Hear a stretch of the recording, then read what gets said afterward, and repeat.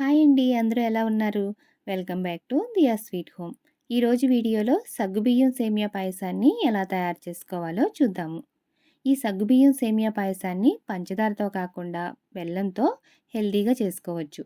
చాలామంది బెల్లం వేస్తే పాలు విరిగిపోతాయి అనుకుంటారు కదా! కానీ నేను ఈరోజు వీడియోలో పాలు విరిగిపోకుండా, పాయసం చిక్కబడకుండా కరెక్ట్ కన్సిస్టెన్సీలో ఉండాలి అంటే ఎలా చేసుకోవాలో చెప్తాను. వీడియోని స్కిప్ చేయకుండా లాస్ట్ వరకు చూడండి. అలాగే ఈ వీడియో నచ్చితే కనుక ఒక లైక్ చేయటం మాత్రం మర్చిపోకండి.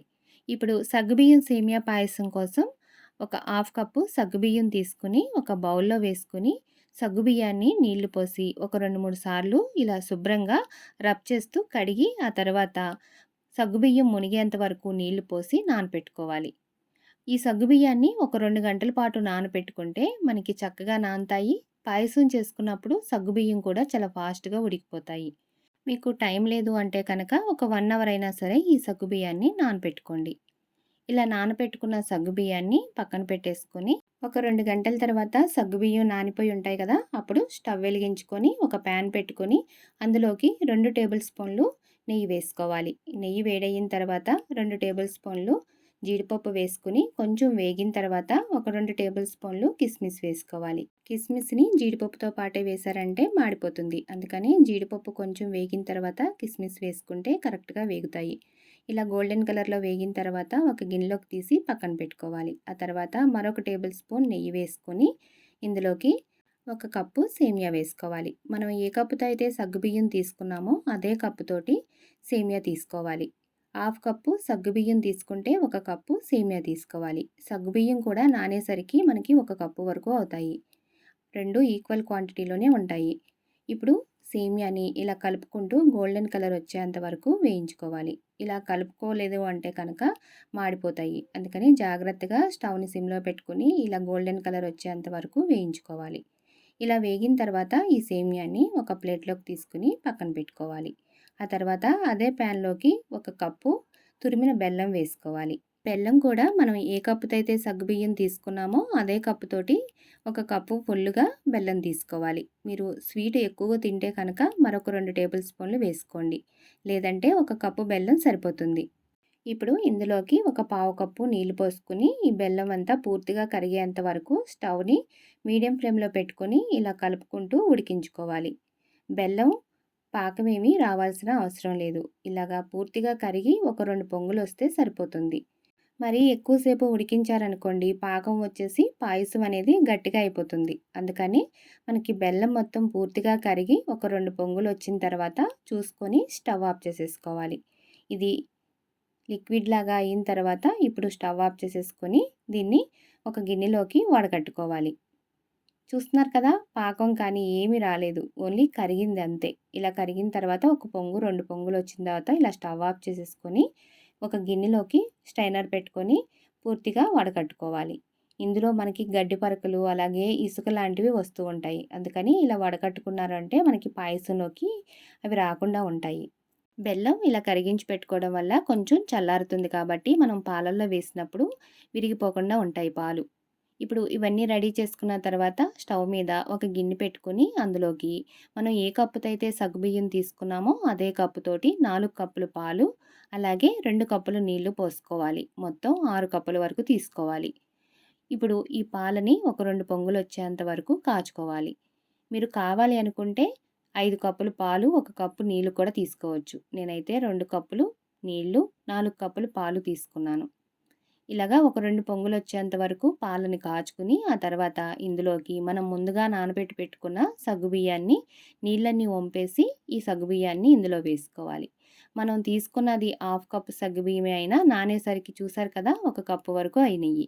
ఇప్పుడు ఈ సగ్గుబియ్యాన్ని పాలల్లో వేసేసుకొని, ఇలా కలుపుకుంటూ ఉడికించుకోవాలి. మీరు వేసిన తర్వాత ఇలా వదిలేశారు అంటే సగ్గుబియ్యం అన్నీ ముద్దగా అయిపోతాయి. అందుకని ఇలా కలుపుకుంటూ ఒక 5, 6 నిమిషాల పాటు ఉడికించుకుంటే సగ్గుబియ్యం అనేది చక్కగా ఉడికిపోతాయి.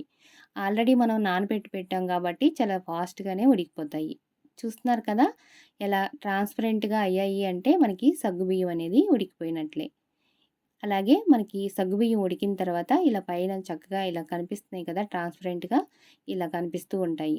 ఇలా ఉడికితే సరిపోతుంది. మరీ ఎక్కువగా ఉడికించినా కూడా సగ్గుబియ్యం అనేది ముద్దగా అయిపోయి పాయసం చిక్కగా అయిపోతుంది. ఇలా ఉడికిన తర్వాత ఇందులోకి మనం ముందుగా వేయించి పెట్టుకున్న సేమియాను కూడా వేసుకుని కలుపుకుంటూ ఉడికించుకోవాలి. సేమియా వేసిన తర్వాత కలపకుండా వదిలేశారు అంటే ముద్దగా అయిపోతుంది. అందుకని గరిటెతోటి ఈ విధంగా కలుపుకుంటూ ఉడికించుకోవాలి. ఇది ఉడికించేటప్పుడు స్టవ్‌ని మీడియం ఫ్లేమ్‌లో పెట్టి ఉడికించుకోండి. ఇవి ఉడకటానికి మనకి 5, 6 నిమిషాలు టైం పడుతుంది. 5, 6 నిమిషాల తర్వాత సేమియా కూడా చక్కగా ఉడికిపోతుంది. వేసవికాలంలో అప్పుడప్పుడు ఈ సగ్గుబియ్యం పాయసం తీసుకోవడం వల్ల ఒంటికి చలువ చేస్తుంది. బాడీలోని హీట్ కూడా తగ్గుతుంది.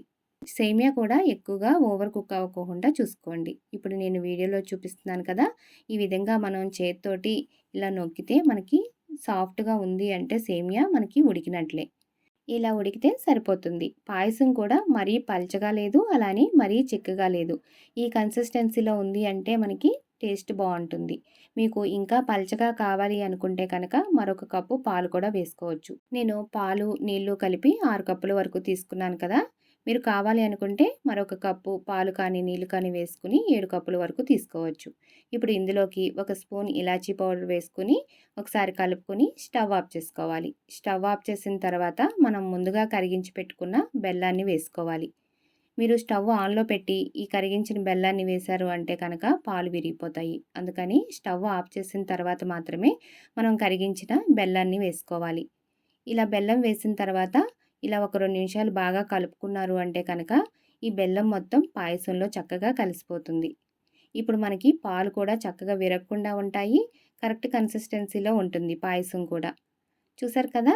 ఇలా కలుపుకోవాలి. ఇలా కలుపుకున్న తర్వాత ఇందులోకి మనం నచ్చిన డ్రై ఫ్రూట్స్‌ని వేసుకోవచ్చు. నేనైతే జీడిపప్పు, కిస్మిస్ వేశాను.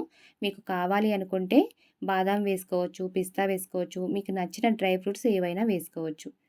అలాగే ఈ సగ్గుబియ్యం సేమియా పాయసంలో మీకు బెల్లం వేసుకోవడం ఇష్టం లేదు అంటే కనుక బెల్లం వేసే ప్లేస్‌లో మనం పంచదార వేసి కూడా చేసుకోవచ్చు. ఇలా కలుపుకొని ఇప్పుడు ఒక సర్వింగ్ బౌల్‌లో తీసుకొని సర్వ్ చేసుకోవడమే. ఇప్పుడు మనం చేసిన ఈ సగ్గుబియ్యం సేమియా పాయసం ఒక 6 కప్స్ వరకు అవుతుంది. అంటే ఒక 6 మెంబర్స్ వరకు సర్వ్ చేయొచ్చు. చూసారు కదా! ఈ సగ్గుబియ్యం సేమియా పాయసాన్ని మీరు కూడా ట్రై చేసి టేస్ట్ చేయండి.